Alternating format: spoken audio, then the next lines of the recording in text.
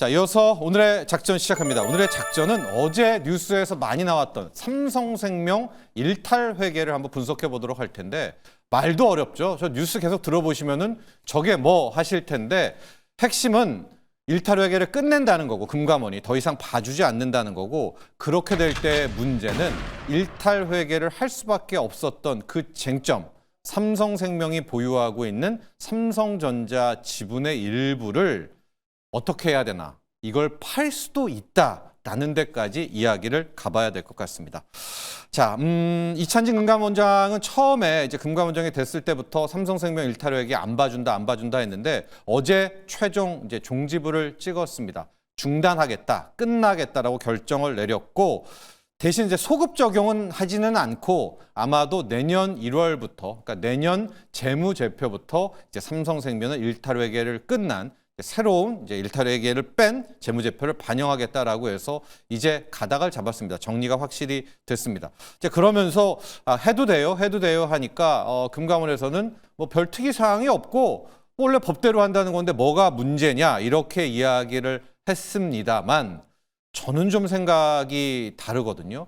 이게 그렇게 쉽게 생각할 문제는 아니고, 정말 일탈회계를 끝내고 삼성생명이 이거를 어떻게 회계 처리하냐에 따라서 삼성전자, 시장 전체에 좀 영향을 미칠 수 있다, 이렇게 보고 있습니다. 자, 그럼 먼저 이 일탈회계에 대한 이야기를 해봐야 됩니다. 일탈회계의 핵심은 삼성전자 지분 8.5%에 대한 문제다, 이렇게 나오는데 어떻게 그렇게 되지? 그 역사를 좀 봐야 됩니다. 저와 함께 계속 따라오셔야 될 것 같은데, 시간은 1960년대로 돌아가야 됩니다. 지금은 삼성생명이지만 그전에는 동방생명이었었고요. 지금 삼성생명 플라자에 있는 데가 이건 아니라 저쪽 저기 충정로 가는 그쪽에 동방플라자라고 기억이 나십니까? 그 동방생명이었었는데요. 동방생명이 삼성전자 주식을 이제 5억 주를 매수를 하게 되는데, 그때 그 5억 주에 실은 삼성생명, 즉 동방생명 돈뿐만이 아니라 보험 계약자의 돈이 들어갔다. 이제 이게 핵심입니다. 이게 무슨 얘기냐? 당시에는 이 동방생명이, 지금의 삼성생명입니다, 유배당 상품이라는 보험 상품을 팔았습니다. 요즘에는 유배당 상품이 없죠. 이게 뭐냐면, 실질적으로 우리 이 보험회사들은 이제 고객들한테 보험료를 이렇게 받는 쪽이 하나가 있고, 운용팀이라고 해서 그 보험료를 가지고 운용을 하면서 자산을 불리는, 이 양대축으로 보험회사가 운영이 되고 있거든요. 그러니까 그때 유배당 상품은 뭐냐?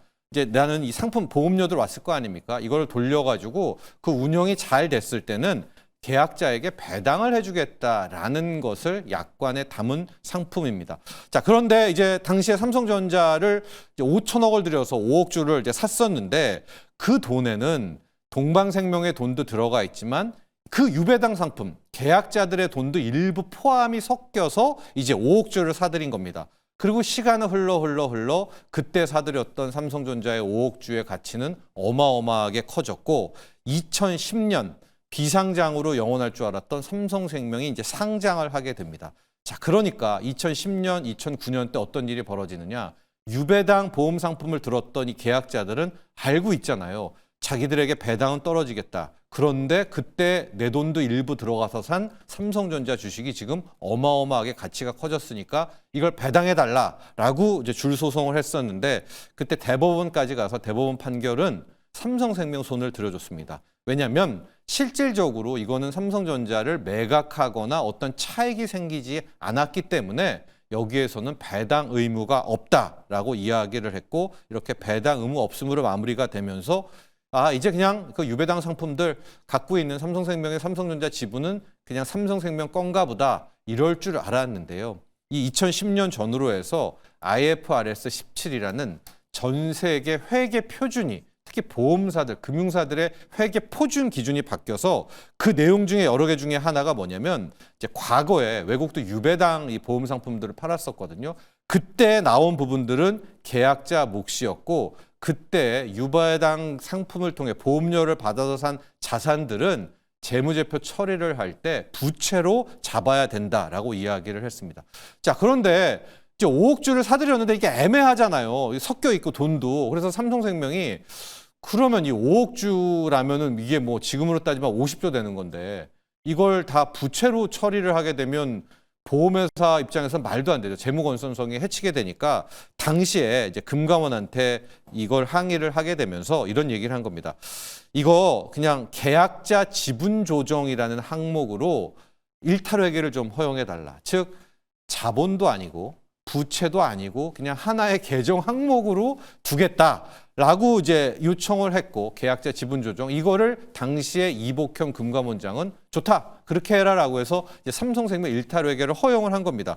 그리고 이제 시간이 지나면서 그냥 그 부분은 부채도 아니고 자본도 아니고 묘한 형태로 지속이 됐는데 이제 이복현 금감원장에서 이찬진 금감원장으로 바뀌었죠. 이찬진 금감원장은 민변 출신인 변호사에다가 또 과거에 참여연대 또 출신 활동을 하지 않았습니까? 그래서 오자마자 이거는 아니다. 삼성생명 일탈회계는 허용할 수가 없고, 당연히 그때 매수했던 돈, 뭐 이건 다는 아니겠지만 그중에 좀 계산을 해서 일부는 삼성생명의 부채로 잡아야 된다. 갖고 있는 삼성전자 지분을요. 이렇게 이야기를 했었습니다.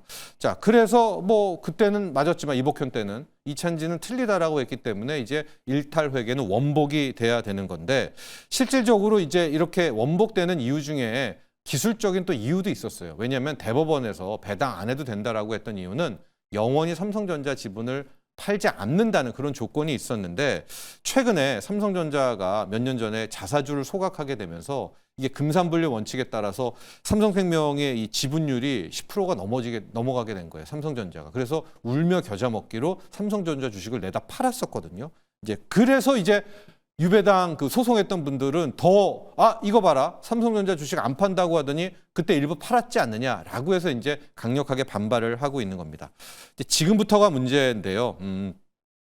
과연 이제 일탈회계가 끝나고 났습니다 하고 지금 시민단체들은 계속해서 배당으로 돌려줘야 된다라고 이야기를 하고 있거든요. 삼성생명 일탈회계가 내년부터 끝나게 됩니다. 지금 보면 삼성생명은 이거를 절대적으로 부채로 잡진 않을 것 같아요. 지금 계산을 해보니까 전체 5억조 중에서 한 12조 8천억 정도를 지금 그 일탈회계로 빼놨거든요. 한 12조 정도가 그러니까 당시에 유배당 계약자들의 몫으로 샀다, 이렇게 보면 될 것 같은데, 이제 일탈회계가 끝나고 나면 이걸 부채로 잡느냐 아니면 자본으로 잡느냐인데, 보험사기 때문에 이걸 부채로 잡을 수는 없죠. 그냥 삼성생명도 자본으로 넘겨가지고 하게 될 것 같은데요. 그러나 지금 시민단체들은 이걸 호락호락하게 두지 않고 있죠. 이게 뭔 소리냐? 이건 엄연하게 부채니까 삼성생명 너네들 이 12조에 달하는 거 부채로 잡고 그거 이제 배당 시작해라. 뭐 연간 2조씩 배당하든 어떤 식으로든 돌려줘야 된다라고 이제 이야기를 합니다. 아직 모르죠. 뭐 실질적으로 내년에 삼성생명이 이거를 자본 처리할지 부채 처리할지 모르겠지만, 시민단체가 더 강력하게 이야기를 하고 금감원도 만약에 이걸 부채로 잡으면은 배당으로 돌려줘야 된다라고 판결을 나오면 어떻게 되느냐?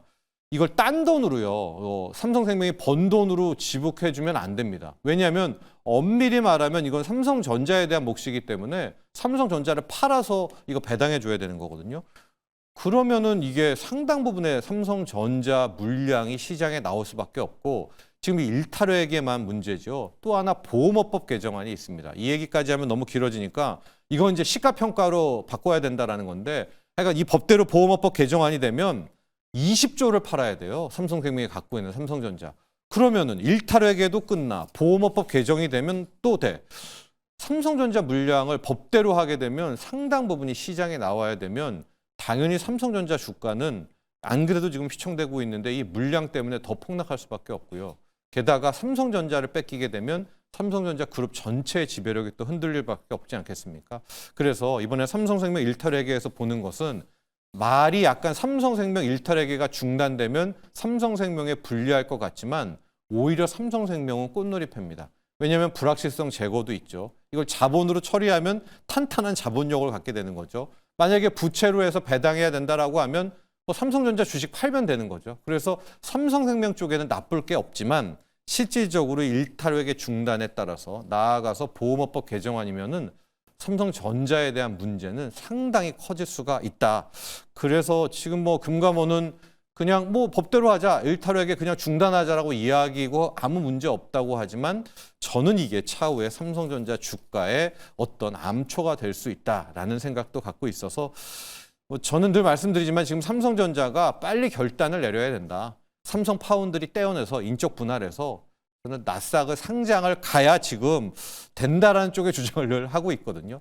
자, 이번에 삼성생명 일탈 회계 중단에 따라서 이 삼성생명이 보유하고 있는 삼전 지분 시장 출회 여부 꼭 확인하시면 좋을 것 같습니다.